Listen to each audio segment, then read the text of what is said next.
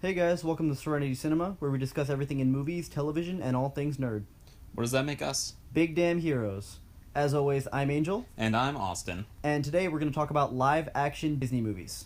Yes, specifically remakes of existing properties. Mm-hmm. So, without any further ado, let's get into it. So, we know that there's been a big push for the live-action Disney movies in recent years. We had Cinderella, we had the two Alice in Wonderland, and of course, most recently and most successfully, we've had Jungle Book and Beauty and the Beast. And because of that, there's been a huge push for Disney to want to take these movies, these stories that people love, and bring them into the modern day and try and do something different with them.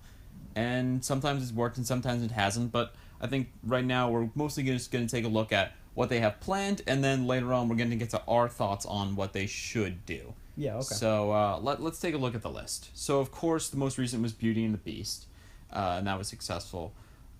For upcoming movies, we have Mulan. So that's one of the Disney Renaissance movies.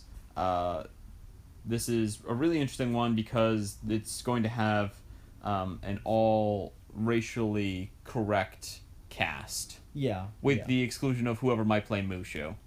Fingers crossed on still Eddie Murphy. Yeah, still Eddie Murphy, just like a... Everyone in the movie's Chinese, except Eddie Murphy. Except Eddie Murphy, which... Eddie Murphy stays. They need to keep that part. But yeah, so I'll have an all Chinese cast, directed by Nikki Caro. I don't know anything about that person. We know the story of Mulan, so I think it'll adapt that pretty well. I think that's what this person is trying to get at. Yeah. With the tone, and I think that's fairly interesting. What else? We have Aladdin, which is attached to the director of the Sherlock Holmes movies, as well as The Man from U.N.C.L.E., Lock, Stock, Two Smoking Barrels, and Snatch. That's Guy Ritchie. So we've got that on the list. We have The Lion King, directed by, of course, Jon Favreau, the guy who directed the and the Jungle Book movie that just came out recently. That's why he got attached to this. And there's actually a lot of cast lined up for this one already. You have James Earl Jones returning as Mufasa, which is cool. But you Which also is have perfect, absolutely. Donald Glover as Simba, which I think is also perfect. Great casting. And Timon and Pumbaa have also been cast with Billy Eichner and Seth Rogen, respectively. So that's a lot of information has come out with that. We have Cruella, which will be the prequel to 101 Dalmatians, tell the origin story of Cruella de Vil. Supposedly Emma Stone is in talks to play her. That's cool. Talk of a Peter Pan reboot with David Lowery set to direct and also work on the script. Rumor of a Tinkerbell solo movie with Reese Witherspoon, playing the beloved fairy. The Sword and the Stone, which would be done by Brian Cogman, who I guess works on HBO's Game of Thrones. That kind of makes sense if you think about that. Rumor of Pinocchio with writer Peter Hedges. I don't know anything about him, but attached to it, still, this is far off. And then Dumbo, which actually, I think they just announced that Tim Burton would be directing that. As well as Winnie the Pooh solo movie, live action. Rose Red, which would be related to Snow White. That's her sister in the original fairy tale. A Prince Charming solo movie. And I think... as well as the sequel to Mary Poppins. That's Mary Poppins Returns. That's filming currently. It is, yeah. A lot of stuff talked about that. And rumor of a Little Mermaid, although... production on that has halted since their star Chloe Grace Moretz has dropped out, since she's taking some time off from acting. She stopped acting for the time being. Yeah, she dropped all of her when she dropped this movie. She dropped all of her upcoming roles. Yeah, she wants to take a break from acting for now. Yep. So that's the whole list. And so, Angel, what are your thoughts on these movies? I know I just listed a whole bunch of them, but let's boil them down to ones that we think are a good idea and ones that we think are maybe a little unnecessary. Okay, well, for me personally, I love the idea of a bunch of these movies. I love the idea of a Mulan movie because, again, very, very racially inclusive cast. It's great because it's also by a female director. That's really cool. Yeah, it's... we've got a big blockbuster that features a big action blockbuster with a female director and a female Chinese lead. Yeah, so. exactly. And then Aladdin also would have a very racially inclusive cast. Yeah, so I hope they actually cast Middle Eastern actors in those roles. I think that's cool. The one that I'm really hesitant about is The Lion King, because I love The Lion King, and I think it's a really solid story that doesn't need to be adapted. Yeah, I think so. Here's where it falls into. Here's where I'm coming from a story perspective. Did it succeed well the first time? Yeah. And a lot of these movies have. And again, I make exceptions for Mulan and Aladdin because I think that they lend themselves to a live action. They do star people, so they lend themselves to a live action fairly well, and a live action blockbuster, because they do have those particularly have action as opposed to some action at least, and big special effects, as opposed to Beauty and the Beast, which doesn't but still did really well. So they're solid stories that I don't feel need to be adapted, but I think it's a good idea to, because you can be inclusive and stuff. Yeah. Lion King, that falls into that was already perfect for me with Beauty and the Beast. To be fair, I haven't seen Beauty and the Beast yet. I've heard it's good, but the reason I'm still skeptical on it is it was so good the first time, and the second time it doesn't feel like you're bringing, like when you're bringing these other two movies in, you're adding something to Hollywood, right? Yeah. With this, you're just, you're doing really good CGI, but it's with The Lion King, but it's already been done so well as a story. Can they capture that magic again? I can they capture that lightning in a bottle? I understand what you're saying, and that's the part that I'm concerned with too. I think I don't want to see. If they make it as good as the original, if they can manage to recapture the magic, then I think it's okay. I just don't think that they can do it with this type of story. Yeah, it's honestly hard. Once again, it's all. First of all, the entire cast is all animals. Yeah, this whole thing is going to be CGI. The entire movie is going to be CGI, and I don't like it. Then it's really not live action. It's just a big CGI movie, which isn't necessarily a bad thing. But I don't think they can recapture the magic of the original movie, and I don't think they're going to add anything new to the story. They're not going to add any new elements, and that's a lot of the reason that you adapt things into reboots and remakes, is to add new elements to the story, like maybe correct things that weren't perfect the first time. That's how I feel about Jungle Book. Bring in new elements. You were talking about Jungle Book. I haven't Jungle seen Book it yet, lacks kind of the original. I like it because it's a fun movie, but it does kind of lack a coherent plot. Like, there's not a lot of drive to the story. It's more of like there's an inciting incident, and then just a lot of things happen, and then there's a conclusion. It resolves itself. Yeah, which kind of captures the original Jungle Book, the actual book, because it's really a collection of short stories. The book a lot of them surrounding Mowgli. By Rudyard Kipling is a collection, but there's multiple stories to it. There's storylines. And the live action movie captures those a little bit better. It captures there's a subplot about the law of the jungle that they talk about. That's in the books, and I find that really interesting. So they strengthen the story by bringing it into live action. Yeah, exactly. That's what I liked, and that's what I worry about with Lion King, is that it doesn't need that strengthening. It's a very solid. It's a strong story as it is. So, I think a lot of people share the mentality. But the one thing I will say, the cast that they have right now, they have James Earl Jones returning as Mufasa, and Donald Glover as Simba. I will say that does sound like a solid lead cast as of right now. And you were saying I think Seth Rogen's going to be Pumbaa. Yeah, and Eichner is going to be Timon, and so Seth Rogen, everyone knows him from everything, and Billy Eichner is in Parks and Recreation and a couple other things, and I think both of them are like perfect casting of a modern day Timon and Pumbaa. Exactly. I will at least say that they've got a good lineup going right now. So far, yeah. I will give it a chance. I just don't know if it should.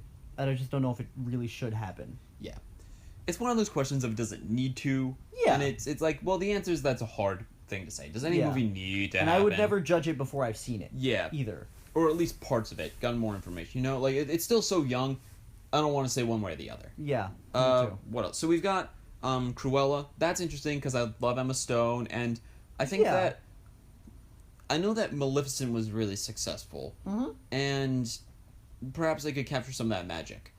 Wouldn't have been my first choice, but if it's interesting, if they have a good story lined up, go for it. I think that if they do it correctly, it'll work. Because Cruella, she can be a really complex character, but like certain interpretations haven't made her that complex. So, like, I think in the movie she comes off as very evil. They don't really she's one of those more classic Disney villains. She's a classic Disney villain, like a mustache-twirling classic Disney villain. Yeah. Like, it's not like I think this is a good opportunity, though, to update her character. And again, I love Emma Stone.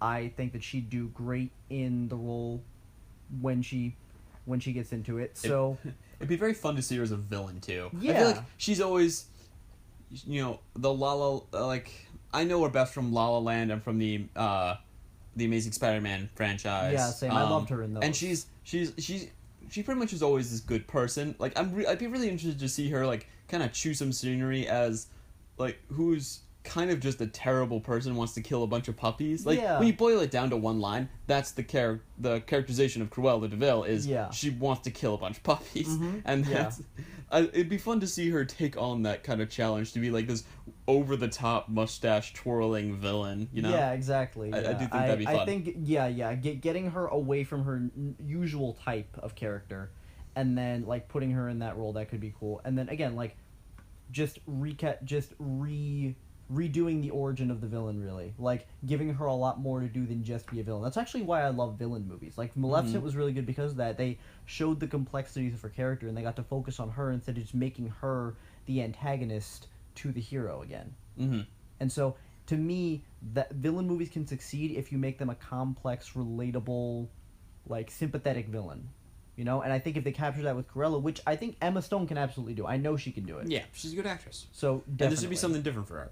Yeah. I'm a little more hesitant about this Peter Pan and Tinkerbell, because for my thoughts on both, Peter Pan, that story has been done and done again in a lot of different mediums, and most of the time it doesn't really work.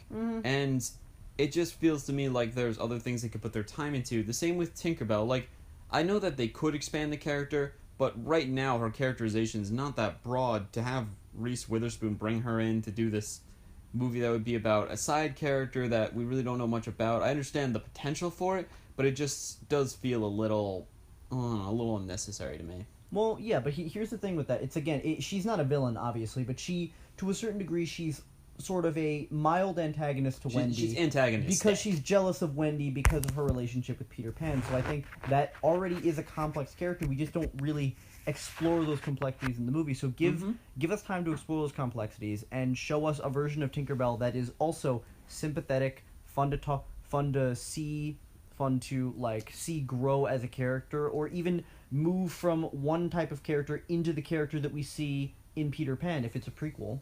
Or as a sequel, show her going from that jealous fairy into a more relatable character that can empathize with people better. And I think it's a great opportunity to do that. I think Reese Witherspoon's a great casting for it. She's a good actress. Yeah. So I think that's not the casting that I have a problem with. It's just the I know. It's just the idea. But I think honestly, and they've made kids movies with Tinkerbell. I've never seen them. No, that's true. I guess I hadn't really thought about that. So they've expanded upon her character before. Again, I've never seen them, so I'm not really sure how they've expanded upon her character in those specifically, what characterization they've gone with. But they could do that, and it would at least resonate with kids, and probably adults, too, because I'm sure there's adults that watch it with their kids, and they enjoy the cartoons also. Yeah, possible. So, clearly, they've been able to do this multiple times in another animated form, and it works. Okay. So we have the adaptation of The Sword and the Stone, which again, to me, same as Peter Pan, there's a lot of King Arthur adaptations out there. And more often than not, they're a miss than a hit. Yeah, there was a show on HBO a few years ago, Camelot, that came out, I think right after Game of Thrones did, maybe? Perhaps. Well, something the like Game that, of Thrones guy, Brian it. Cogman, is set to do this, which is the only thing that really makes me think, okay, maybe this could be good, it could be of a big epic scope, but the original movie follows King Arthur as a child, so I don't know how they would take that. Would it be in a lighter direction, or would it be in the darker direction? Because if it's the darker, that's what I get from the Game of Thrones vibe. But they also just did that with the movie that came out earlier this year, the Guy Ritchie adaptation, which I still want to see. I haven't seen it yet, so I won't judge it until I see it because I love Guy Ritchie. I do like Guy Ritchie, and I have a lot of faith. Uncle and is super underrated. I've actually heard too the problems I'm hearing with the movie confuse me a little bit, because they say, I was reading a review and it was saying the movie is clever, but it tries really hard to be clever, so some of the stuff is lost in it. So there's a lot of really cool moments, a lot of really great and clever twists on the legend, the old legend. The mythology. Yeah, on the mythology and everything. But I think what they're trying to get at is that it does it a little too much, and there's some things that go just a little too far. Okay. So it's not a bad movie. It's just it's trying to be, It's trying it's trying too its hard best to be really, to really be clever. something. Oh, okay. To be it's it's trying trying too hard really to be hard. something it's not. Exactly, trying really hard to be something that it is not. Which, again, I love new takes on things. I think it could be cool, and the casting in that movie is great. It's Charlie Hunnam and Jude Law. Jude Law, yeah. Such a great cast. So I think that a Sword in the Stone adaptation could work. I like the story. I'm always down with any kind of King Arthur adaptation, really. Because they just did this, I think that they do need to wait a little while, let this version of it sit, see if, even if it doesn't do well now, see if maybe in a few years people will go back to it, maybe it'll become like a cult classic. I'm not saying that's necessarily going to happen, but it is possible. Let it sit, at the very least, give the idea room to breathe, and then, after a few years, go back into production again when people would be a little more behind it. Yeah, I feel similar about a couple movies we're going to talk about later on when there's a couple thoughts I have on things they could do that I haven't announced yet, but it does require some time. So, we'll circle back to that. Dumbo, directed by Tim Burton. There's a 5% chance it's going to be fucking amazing, and a 95% chance it's just terrible, I feel like. I don't know if it's going to be terrible. I just personally, I've never really been a fan of the original Dumbo that much. It's a problematic story. It's a problematic story. It's a cute cartoon. In what, the it's 40s? A cute cartoon. Yeah, it's a 1940. It's from 1941. So it's a cute cartoon. I just think that if they're going to do it, like, I don't know if, like, they need to do it live action, because you definitely, like, I'm always behind practical effects over CGI if you can. They cannot do this with practical effects. No. Practically, it doesn't make any sense. It's gonna be, It is the Jungle Book, but the Jungle Book strives for a realism that you can't have in a movie about an elephant who flies. Yeah, it's a little. Yeah, I think that it's good as a cartoon. The crows. You want to make a new cartoon? You want to update the story with a new cartoon? Maybe do that in like a CGI, like a Moana-esque or like Frozen-esque CGI type story. Do that. I don't think it needs a live action remake. I think if it does a remake, it should stay in the animated or like computer generated world. Yeah. Rather than trying to follow suit with everything else and do live action. And I don't think the tone of it fits Tim Burton's stuff necessarily. I don't know. Yeah, I don't think so either. Winnie the Pooh, I feel like that exists best as a cartoon. It does, but here's the thing. I think I know where they're going with this, actually. All right. Which is a thing. It's the adult Christopher Robin It's that story. Goodbye Christopher Robin movie, I think, and I think they dropped a trailer for it, and it just, I don't know, like, I didn't really watch I only watched a little bit of it, but I don't know, like, it didn't, I think you're right. I think Winnie the Pooh should honestly just stay in... It's like a Calvin and Hobbes story. Exactly. Except less satire, but... Yeah, I mean, it could work. It could work because... it feels like it belongs in a child's imagination, and that works best the way it is. Well, that's a part of it, is there's obviously, like, there's theories that all of them really just exist within Christopher Robin's imagination, so if they peg it like that could be an interesting look into the imagination of children, into, like, how children cope with certain things by, like, creating these characters in their minds to talk to and, like, play with. It could be an interesting look at how children use their imagination to understand the world and to affect it in their own way. That would be interesting, but I don't know if that's the direction they're going in. Probably not. It'll probably be the same story, but with live action. Probably. Which again, I'll give it a chance, but I don't know. I think that there's other projects that they should move forward with first. Yeah. Like Mulan and Aladdin. Certainly. And as far as the Rose Red and Prince Charming things go, I feel like we don't need expanded universes to these classic fairy tales. Like, how boring is the Prince Charming movie? He's a handsome prince. Like, he doesn't have a characterization at all. He just kind of sits around. Like, that's... Once again, though, expanding character.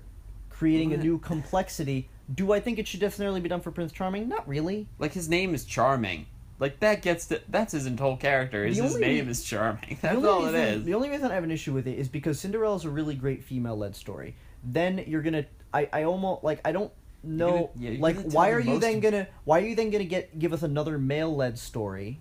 Yeah. When basically in the same universe, because Cinderella's in it, she's going to be a supporting character because it's going to be his movie. I just don't think it works. If she's even in it at all. And it's the more boring half of the story. Yeah, I mean, it doesn't have to be boring. I just think... It's like if they told Jungle Book and the whole thing was from the point of view of the people living in the village, and then at the end Mowgli walks in, and you're sure? That's... It's like the more boring part of that story. Why would you visit that when you could revisit the more interesting character who is Cinderella? Once again, I think that if they do it right, because I always like expanding upon characters that are very one-dimensional, and I feel like Prince Charming, for the most part, in the original cartoon, is very one-dimensional. So I think that if they expand upon his character, if they do it right, that would be okay. I just don't think that they should do it for this story because, again, then you're going to have Cinderella be who already has her own live-action movie, be a supporting character in somebody else's movie. I don't agree with that. I don't think it's necessary. Rose Red is an interesting idea, though. It's like the story of... So the Rose Red, if you're unfamiliar, is Snow White's sister, and she works with the dwarves to bring Snow White back to life after she's eaten the poison apple. So presumably, I guess it would follow that story. So Snow White's going to be asleep, and we're going to follow her sister trying to wake her up. It's a solid plot for a movie. I don't know if that's a solid plot. I think that's a concept. That's solid... not a plot. Okay, it's not a plot yet. It's a solid concept that can turn into a good plot. Like, possibly. I don't really know. I don't know if they've done that story before in some other medium. Like, I don't know if there's another cartoon or, like, a book or something like that. Red, you mean? Yeah, I'm not sure if they could, like, adapt something like that. But I think if you do the story right, you could show her trying to be the one to save her sister. Because eventually, we know Snow White gets kissed by Prince Charming, and that's how she wakes up. Yeah.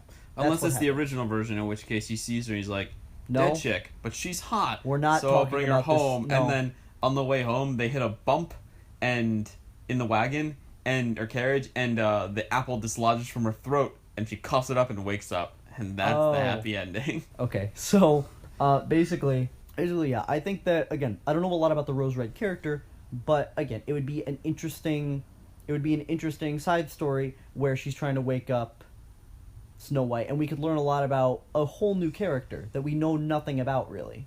Or at least that I know nothing about personally. I don't think anyone knows anything about this character. Like, I think if you went on the street, you're like, who's Rose Red? Everyone would be like, get your hands off me, you're a crazy person. There's been adaptations of her, like that Fables comic that I was talking to you about. Yeah. That one was cool because it has Snow White in there, and then Rose Red is her sister.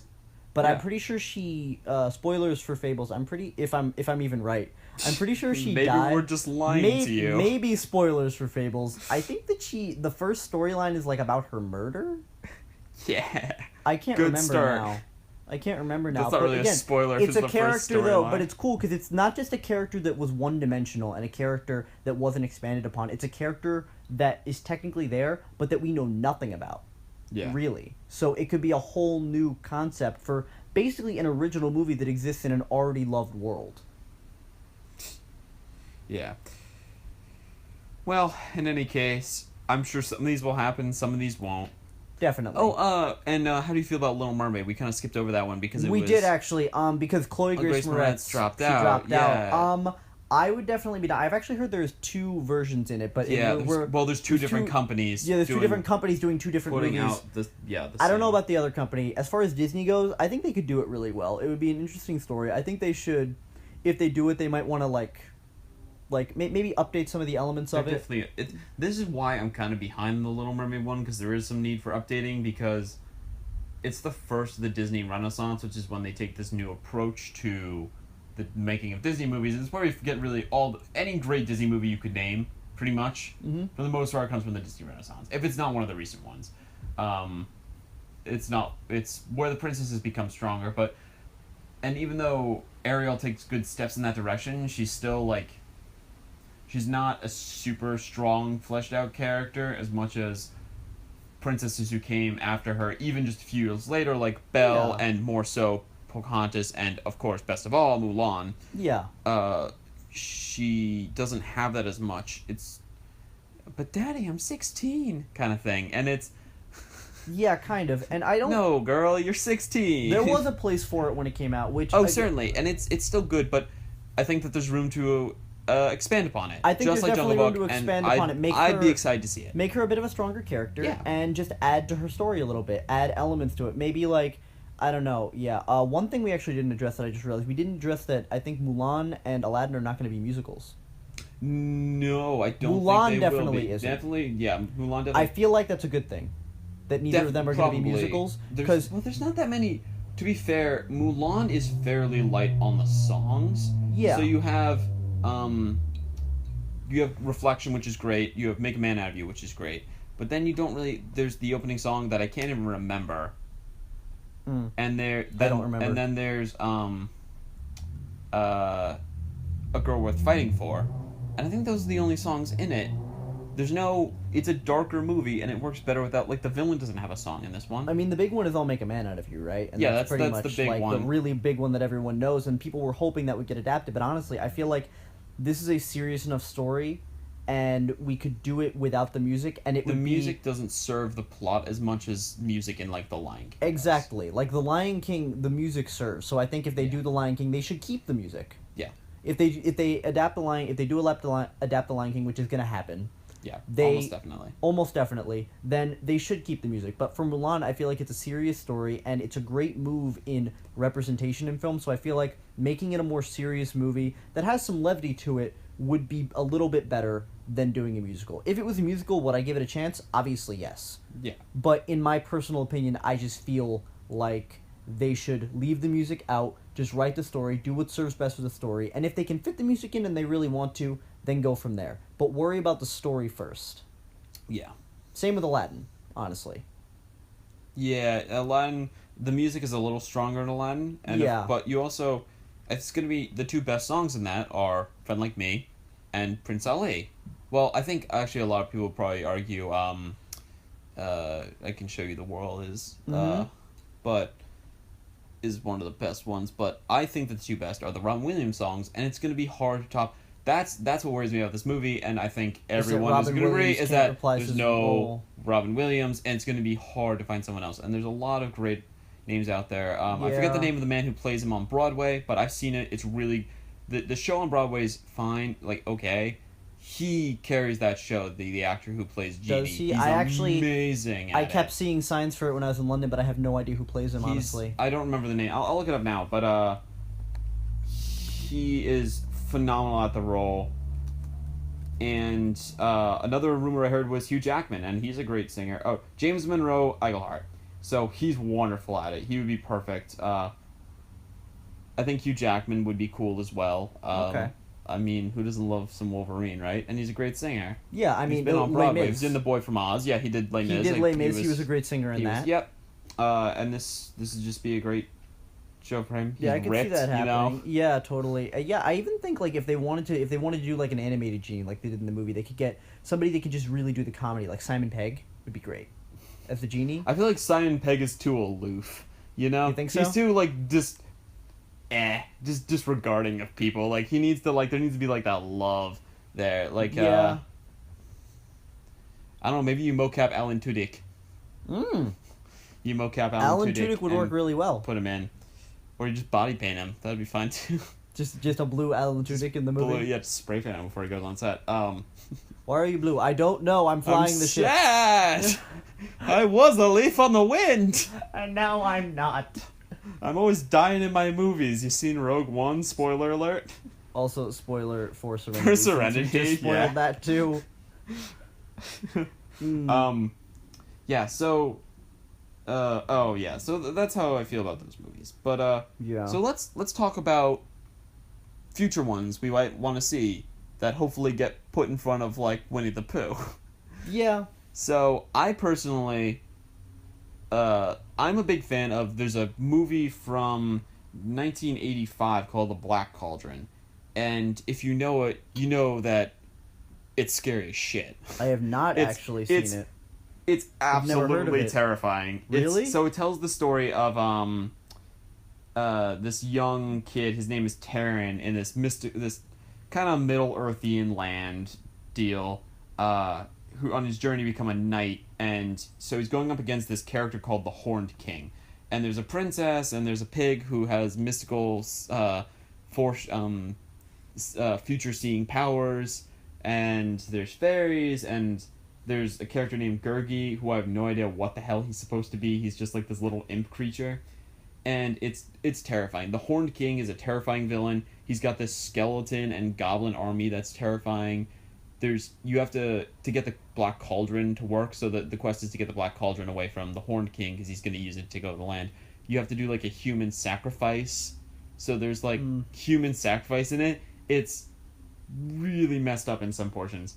And That would be a I great personally live-action think that movie. a live action version of this, you could do the dark, because as a children's cartoon, the darkness is It's too much. it's a lot. But I think as a live action movie, you could really pull it out into something very cool and straight up terrifying, actually. Okay. The same way that Maleficent went really dark in a lot of ways. There were as some well, ways it with went some- really dark. Yeah, with like some- it could push this even a little further with Black yeah, Cauldron, yeah, 'cause definitely. If you haven't, just look up a picture of the Horned King. He's easily the most terrifying villain Yeah. in Disney. Oh my god. Yeah, so we're looking at an image of him now. So just look at one and pretend that you're with us. That is terrifying. Yeah, right. Oh my He's like god. a skull with these scary hands, and he has Holy this cloak hell. with fur and horns on his head. Yeah, He looks like death, but with he looks like Death woke up on the wrong side of the bed. exactly. He's That's terrifying. scary. Oh my god. Mm. Yeah, and the other property that I would really love to see is Gargoyles. So Gargoyles was a cartoon on Disney Channel in the 90s. It started with like a 6-episode, basically pilot. So it was like a movie that was 6 episodes long. Or I guess they weren't all. They might have been like 15, 20 minutes apiece, but it was several episodes long, like movie length pilot, basically. Yeah. And the story is that in Scotland hundreds of years ago, gargoyles guarded this kingdom, and they're you know what a gargoyle looks like. They're these they're these giant beings, and when the sun goes down, so during the day the sun rises up, they turn to stone, and then when the sun goes down, they break out of the stone, and they're the defenders of this kingdom. In the pilot, I won't spoil it for you. Basically, there's a curse. They get turned to stone. They wake up. Their castle gets moved to New York, and they wake up in modern-day New York City for the first time, and they have no idea what's happening because they've been asleep for hundreds of years. And so they become, like, the protectors of New York. And so they're, like, superheroes, but they're these, like, almost terrifying, mystical superheroes that prey upon the bad guys at night. That's pretty sick. You have great characters too. So the bad guy's name is David Xanatos, and he's like this Lex Luthor like character. So he's really cool. And there's this really great character, this female police officer, Eliza Meza, which is also Xanatos and Eliza Meza. These are great character names just by themselves, but they're these really interesting characters, and you get this whole plot about trying to restart the species, about them protect New York. The first episode sees them all get names because gargoyles aren't named. They're kind of seen as like these like lesser beings in their olden days, so only the leader, Goliath, has a name, but they all choose names, and so they all name themselves after places in New York. Yeah. So there's Bronx, there's Brooklyn, there's Hudson, there's Lexington, which is really cool. It's just a really well written show, and I think you could do a really great movie about it. Absolutely. Even like trilogy. I could see a whole movie series about robot gargoyles at one point. That's How so awesome cool. is that? Oh my god, this all sounds really cool. And you could even expand upon the mythology in that too. Like, Yeah. have it be gargoyles at first, and then you add in more elements later. Yeah. Like- So and there are a lot of elements that come into play, and of course they have this really cool limitation in that during the day they turn to stone. So they can only be active at night, and during the day they're very vulnerable. And so that's like the Eliza Meza, like kind of watches over them during the day to protect them, and then they protect the city at night. It's a really cool concept. It's really cool. That'd also be a really cool, again, movie for a great female lead too. Oh yeah, Eliza Meza is a very strong female character. And all the gargoyles are guys because that's like the way their species works. Is there's one female, and she does come back. So there's a female in old Scotland, and then she comes back later on. She's Goliath's mate, and all the rest are males. That's how it works. But there's this really, and of course you get like Bronx is like this giant gargoyle dog who's awesome. Like, it's a very cool show. I'd highly suggest looking at it. Anyone who hasn't. I know you had a thought though on a movie that I really like as well that you wanted to see brought into live action. Oh yeah, I was just Treasure Planet is one of my favorite Disney movies ever. It's so cool. It's like It's science so fiction pirates. Good. It's great because so for anybody who's never seen it, it is exactly what it sounds like. It's an it's a space futuristic adaptation of the Treasure Island story. Yeah, it's Treasure got the Island is same a space characters opera. too. It's got Jim Hawkins. It's got Long John Silver as a cyborg. Yeah. It's got the tale of Captain Flint. It's got all these great elements, and it adapts them so perfectly into this new story. And basically, they're looking for this planet of treasure, kind of like how they were looking for Flint's treasure in the original Treasure Island story. Yeah, except this is a whole planet of treasure. This is a whole planet of treasure, and it's great. Actually, I'm pretty sure I can't remember if this is completely accurate or not. I am 99% sure that Joseph Gordon-Levitt actually voiced the character in the original movie. Looking it up right now. We're looking it up right now. Treasure Planet. Joseph Gordon-Levitt. Yeah. Okay. Joseph Gordon-Levitt was what's really cool is that Joseph Gordon-Levitt was actually the voice in this. So you could cast him as Jim Hawkins, and that would be pretty sick. Because Jim Hawkins is a relatively young character, but I feel like Joseph Gordon-Levitt can still play that young, fun character. So you already have a great possible lead. And with the amount of CGI that we could do now, like, just look at the effects on the new movie Valerian and the City of a Thousand Planets. It's amazing effects, and it's kind of in the same vein. A little, like, the color tones and everything are a little different. The tone of the story itself is probably a little different. It's very fun and piratey, though. And there's a couple of characters that might be hard to adapt. Like, there's a dog man in it, which I personally, he's one of my favorite characters. Yeah. He's one of my favorite characters. I'm a doctor, but I'm not that kind of doctor. But because there are these aliens in this universe, you don't have to call him a dog man, but you could just say he's this species, and he'd be a really cool character. And you don't even have to do that with CGI. You can do stuff like that with a mask, with, like, practical effects, which would be really great. And you'd get a whole fresh live-action take with amazing effects on this incredible story. It really is cool. And they blend the two so well. Like, the spaceships look like big, old-fashioned ships with sails and stuff, but they're spaceships. But they're so cool. It's so cool, and I think they even have, like, space whales or something like that. Yeah, they're like, space whales. They have like animals in space, like, just like you're on the sea, which is really cool. And what's also cool is the way they develop the relationship between Long John Silver and Jim Hawkins. They make Long John Silver, again, a very sympathetic villain, relatable villain that. He's not a Villain's good even a guy. strong word, and he's an antagonist. He's an antagonist. He's not a good guy, necessarily, like in the traditional sense, but you do get the sense he definitely cares about Jim. Yes, definitely. He definitely cares about Jim, and so he wants to protect him. He doesn't... He actually even... He wants him to join him. He wants them to go on this quest together and to actually find the treasure together. They bond, and it's a great, like, almost like father-son-like relationship.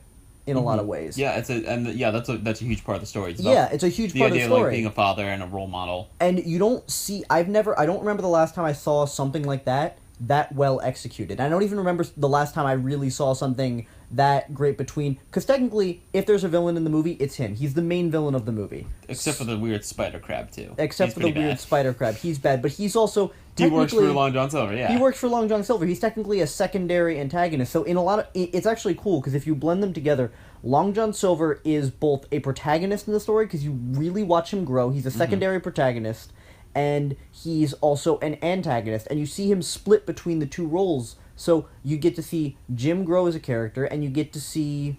Long John Silver grow as a character. And what's really cool, too, is... The way the movie ends, I'm not going to spoil it, but the way the movie ends, there's always set up for more. You could even turn this into a franchise if you wanted to. You could turn this into multiple movies. They always do. I'm not saying they necessarily should, but if they were to make this movie first and then either extend the ending or expand upon it in a trilogy, I would be interested in that. See what happens to Jim Hawkins after Treasure Planet happens. That would be an interesting take. I would love to see that. Yeah, I think it's a good movie. It's got a really interesting history, too. You should look it up if you don't know. Basically, it was like the passion project of these directors at Disney, and it ended up getting made, and it ended up getting rushed in the end. It's pretty interesting history. Actually, it's talked about a little by another YouTuber, Shay Lindsay. Does a little talk about... I think I've watched some of her stuff. You guys should check she's that really out. great, yeah. If you haven't. I haven't seen her Treasure Planet stuff, but I'll definitely check that out. And so... everything we just pitched are big blockbusters. Disney, these live-action movies that they're putting out, these are one of those, they say, like, most families can only see, like, 6 to 8 movies per year in the theater. These are those big budget movies that people are going to see. Yeah. And so, I wonder if there's a couple properties I think that really lend themselves to an awesome blockbuster movie, and that is Tarzan and Hercules.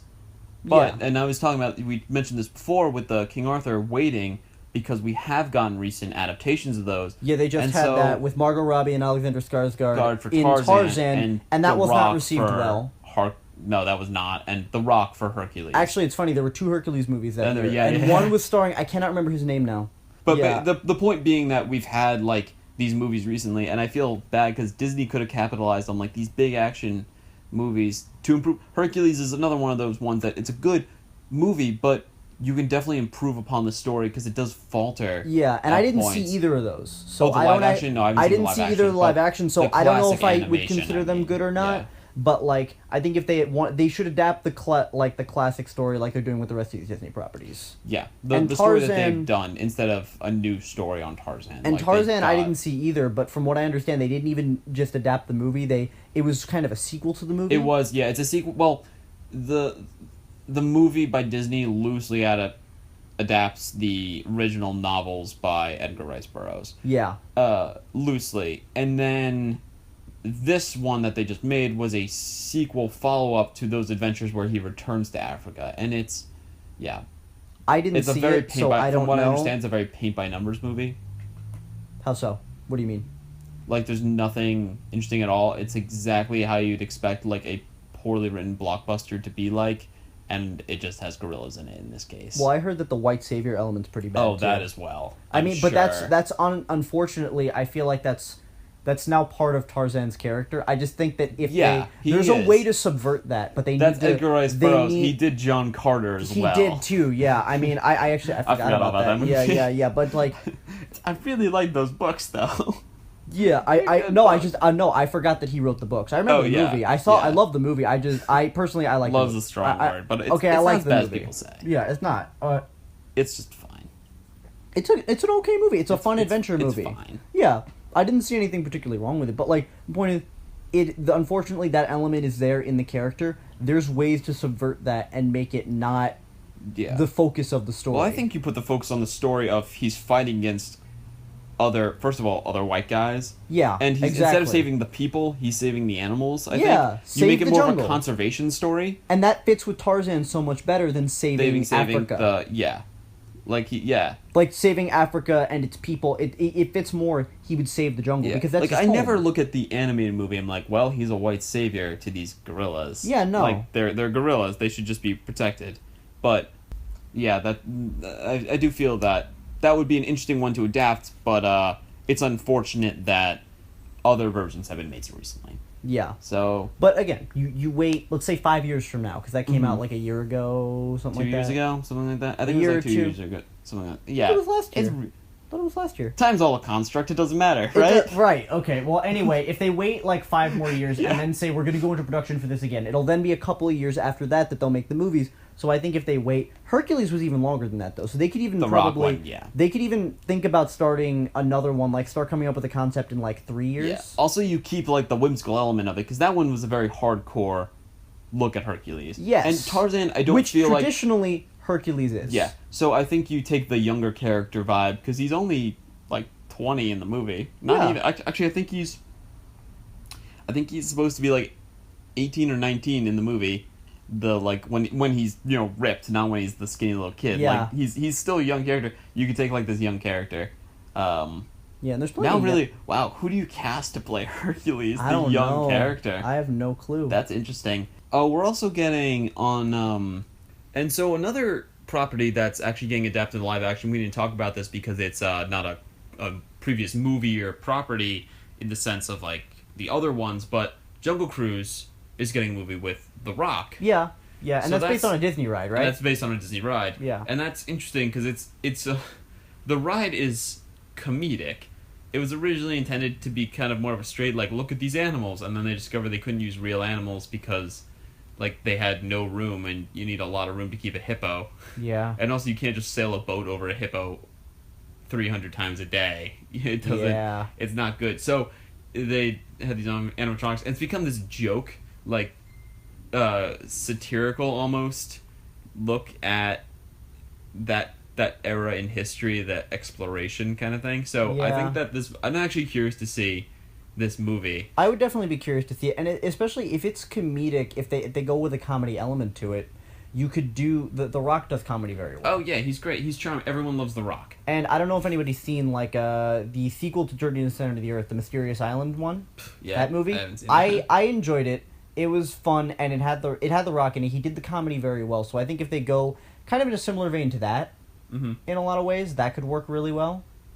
Like I don't think that movie is ridiculously popular, but I did enjoy it, and I do think that if they went with a similar tone, then it would work. I don't know what kind of story they use. And movies based on rides do work. Like Pirates of the Caribbean franchise is all based on the ride.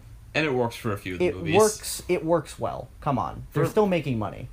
But then there's also the Haunted Mansion movie, the Country Bears movie. The Haunted Mansion movie. I do like that one. I think it's a fun. It's a fun like movie to watch. It's like a fun family movie. Yeah. And I think there's definitely a place for that. The Country Bear one is straight up terrifying. Never watched that movie. The Country Bear one was interesting. It's creepy. Yeah. And there's a Tower of Terror one that's very strange as well. But I didn't know they made that already. There's an old Tower of Terror one. It's old and it's very strange. Huh. But I watched it on VHS like twice when I was a kid. And I'm a hardcore Disney person. Yeah. Also, Tomorrowland, they made that movie. Oh yeah, I liked Tomorrowland. I didn't see it yet. Okay, it gets a little. I don't know. The end gets a little flat. Yeah, I heard there were elements to the beginning that work really, really well. And it's really cool. And the message of it's a very feel good. Like I walk out of the movie like, yeah, I'm gonna change the world. Yeah. And I don't know, my voice is like that when I walk out of that movie, but that's the mentality. Hope not. Every time I leave a movie, I haven't talked for 2 hours, so my voice is just like this. That was amazing. So yeah, I did like Tomorrowland. What about? And I think that honestly, adapting rides, because you can add a narrative, sure, it would be kind of cool. Like think of like a train heist western Big Thunder Mountain. Ooh. Or I would watch that, or a movie. Valerian City of a Thousand Planets-esque Space Mountain movie. That would be cool. Dinosaur. Dinosaur is a ride that's also kind of linked to a previous movie. You could do I remember that movie. I loved that movie when I was a kid. I rewatched it. It doesn't hold. I loved it as a kid. It doesn't hold up super well. Oh yeah, it's a kids movie. It's absolutely a kids movie. I mean, a lot of Disney movies are, but it's a kids movie that is meant for kids. It's not really meant for adults. As far as the Disney movies go, it's not one of the stronger ones. Certainly. No, but it doesn't make it bad. It just I don't think it's bad. No, but I think that you could do something interesting with the time travel aspect of that ride, and you could link it back to the dinosaur movie itself, and maybe have like a little link to that.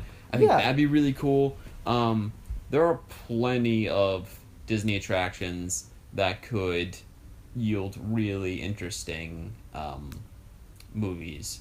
Yeah, definitely. So, I'm curious to see if they'll go in that route in the future. Yeah, I think that they will. I think that because if Jungle Book's a success, if Jungle Cruise is a success, I think they definitely will. We'll see. Because I mean, it worked. They're still making Pirates movies. So yeah, and they're still making clearly money. That franchise works to a certain extent. And Tomorrowland, I don't know how well it did at the box office, but I think it did, and it didn't do very well. I know it didn't do great critically, but it was mixed. It wasn't like completely negative.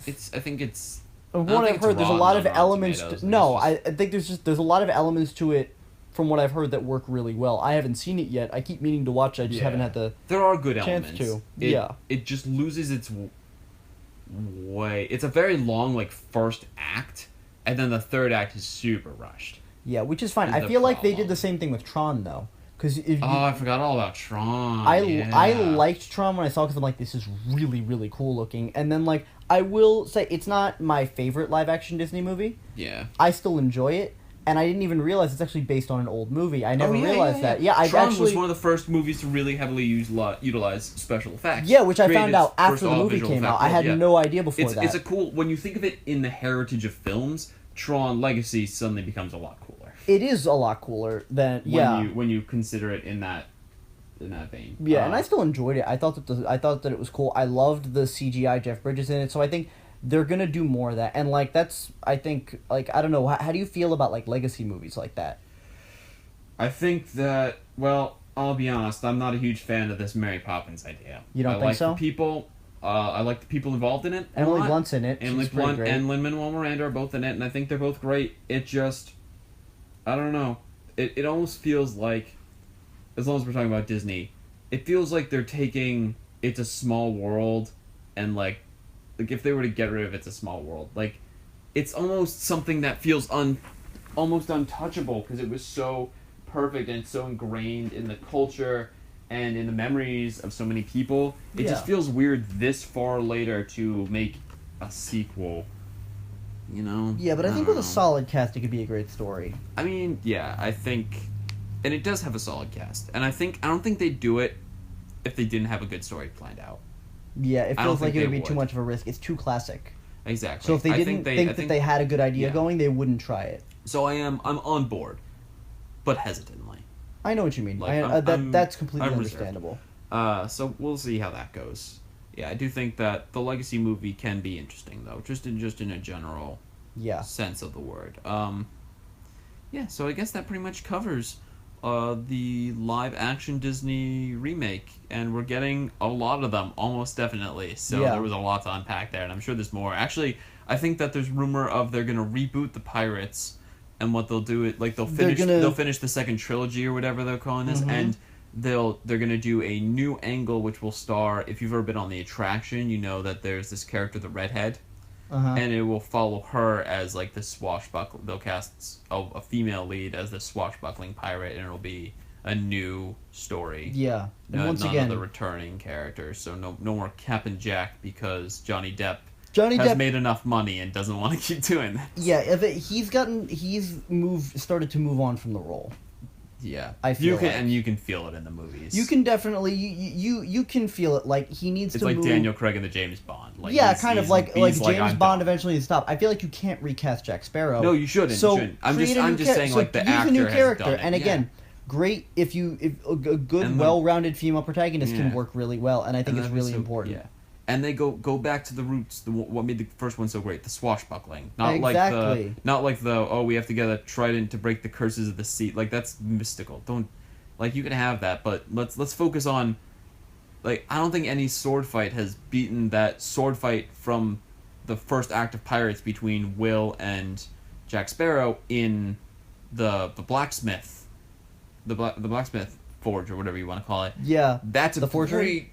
Sure, I think so. That's a great sword fight. Yeah, and then like they're so CGI'd later on. It's just like I missed that first movie so much. I love that first movie. Yeah, that was one of those like that was. I feel like we were just at the right age when that movie came out. Like we were just starting to like see movies that weren't cartoons and be like, wow, this can be awesome, and that's one of those movies for me. Yeah, I just feel... like the original Spider-Man. Like I reach back, I'm like, that movie like touched me when I was a kid, and not in an inappropriate way, like in the best way.